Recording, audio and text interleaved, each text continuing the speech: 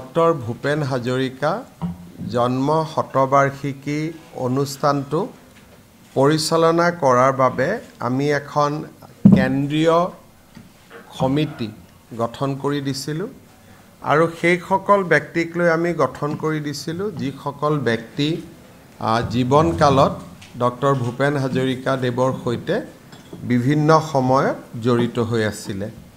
আজি ভূপেন হাজৰিকাৰ পুত্ৰ তেজ হাজৰিকা, তেওঁৰ নাতি চেজ হাজৰিকা আৰু তেখেতৰ ভাতৃ সমৰ হাজৰিকা, ভাতৃ বোৱাৰী মনীষা হাজৰিকাকে আদি কৰি পৰিয়াল আৰু তেখেতৰ সান্নিধ্য লাভ কৰা কেইবাগৰাকীও ব্যক্তি এই শতবাৰ্ষিকী অনুষ্ঠানৰ সদস্য হিচাপে উপস্থিত আছিলে আৰু সকলোৱে বিভিন্ন ধৰণৰ পৰামৰ্শৰে আজিৰ সভাখন সমৃদ্ধ কৰি তোলে।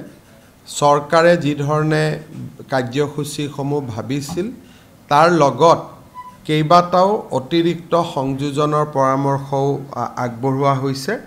আমি গোটেই পৰামৰ্শসমূহ আকৌ এবাৰ চালি জাৰি চাম আৰু তেখেতসকলৰ পৰামৰ্শসমূহো সন্নিবিষ্ট কৰি আমি আগবাঢ়িবলৈ প্ৰচেষ্টা কৰিম।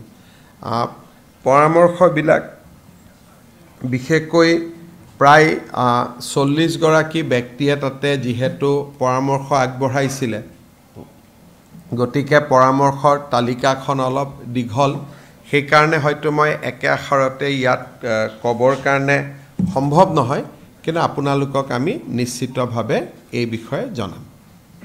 জীৱনীখন অনুৰাধা শৰ্মা পূজাৰীয়ে লিখি উলিয়াইছে। তাক আমি পিয়াৰ ৰিভিউ বুলি যাক কয়, আৰু এবাৰ আমি তাক পৰীক্ষা কৰোৱাম আৰু ভাৰতৰ 23টা ভাষাত ভূপেন হাজৰিকা দেৱৰ এই গ্ৰন্থখন অনুবাদ হ'ব আৰু প্ৰায় 4 লাখতকৈও অধিক কলেজ, মহাবিদ্যালয়, লাইব্ৰেৰী, চৰকাৰী কাৰ্যালয় বিভিন্ন ঠাইত আমি ইয়াক পঠিয়াম আৰু তাৰ লগতে অসমতো আমি 10 লাখ লোকলৈ আমি পঠিয়াবলৈ চেষ্টা কৰিম।